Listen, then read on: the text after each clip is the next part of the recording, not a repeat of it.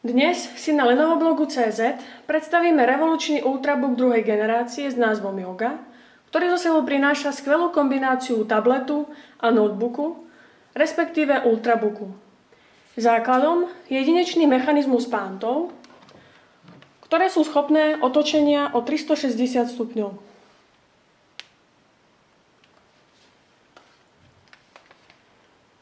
Pánty boli testované na 25 000 takýchto plných otvorení. Vďaka nim je Yoga prvým viacrežimovým notebookom na svete so 4 možnosťami polohovania. Klasický notebook, tablet,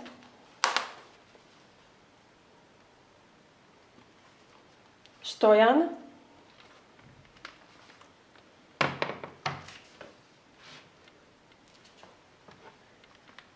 a tzv. Stan.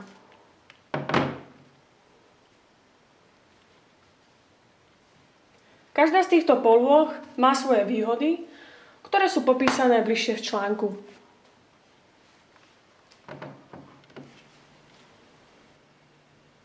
Povrch jogy je matný a tak nepriťahuje otlačky.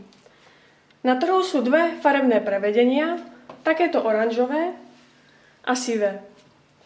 Keď sa pozrieme na pevnosť, môžeme povedať, že ide o nesmierne pevný ultrabook. Veko sa ani pri vysokom tlaku nepohne. Opierka zápestia je na tom podobne. Vidíme len úplne minimálny prehyb aj pri vysokom tlaku. Ako si môžete všimnúť, na povrchu opierky je vrstva pripomínajúca kožu. Povrch opierky sa ani pri záťažovom teste významne neohrial, udržoval si teplotu okolo 30 stupňov na celej svojej ploche. Displej je dotykový 13,3 palcový LED s technológiou IPS a maximálnym rozlíšením 1600x900, a teda HD+. Obraz je vďaka HD+, a najmä IPS krásny, so svetlejším podsvietením a živšími farbami. Naozaj radosť sa pozerať a pracovať s týmto ultrabookom. Technológia zachycujúca až 10 prstov naraz taktiež nesmie chýbať. Nad displejom je umiestnená 720p webkamera.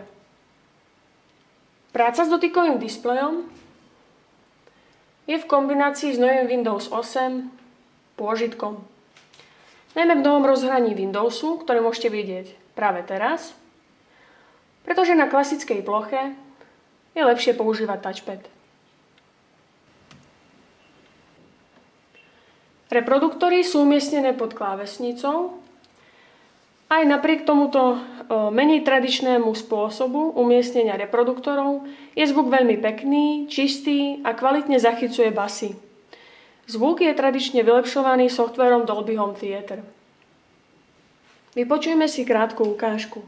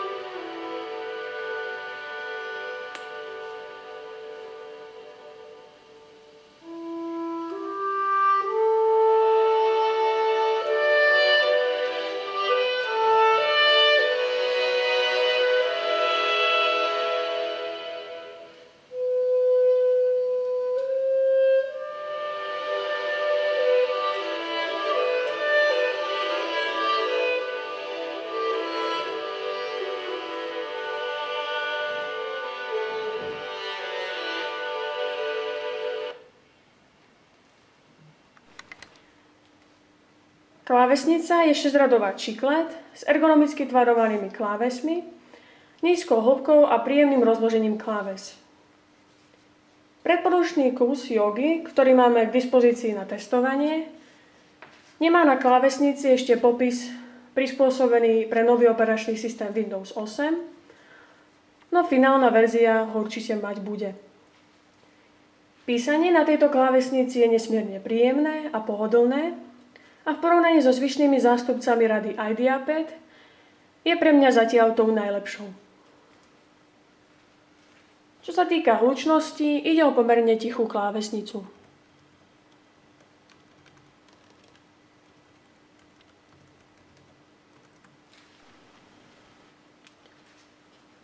Touchpad, respektíve clickpad, je rovnako ako klávesnica najlepší z celej rady IdeaPad, z môjho osobného pohľadu. Ide o inteligentný clickpad so skleneným povrchom a dostatočnou veľkosťou, čím poskytuje základ pre pohodlnú a príjemnú prácu. Na dotyk reaguje pohotovo na celej svojej ploche, rovnako aj pravé a ľavé tlačidlo. Podobne ako klávesnica patrí k tichším zástupcom. Samozrejme, klikanie je počuteľné. Jednotlivé gestá, ktoré môžeme používať na tomto clickpade, sú prispôsobené novému operačnému systému Windows 8. Za normálnej prevádzky je takmer nepočuteľný. Je možné počuť len jemné fúkanie. Pri zodvihnutí počujeme jemné pískanie vychádzajúce z chladenia.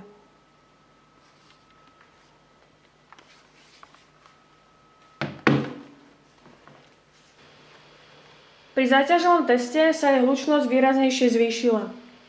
Takisto aj pískanie, ktoré sme mali možnosť počuť pri zodvihnutí jogy za normálnej prevádzky.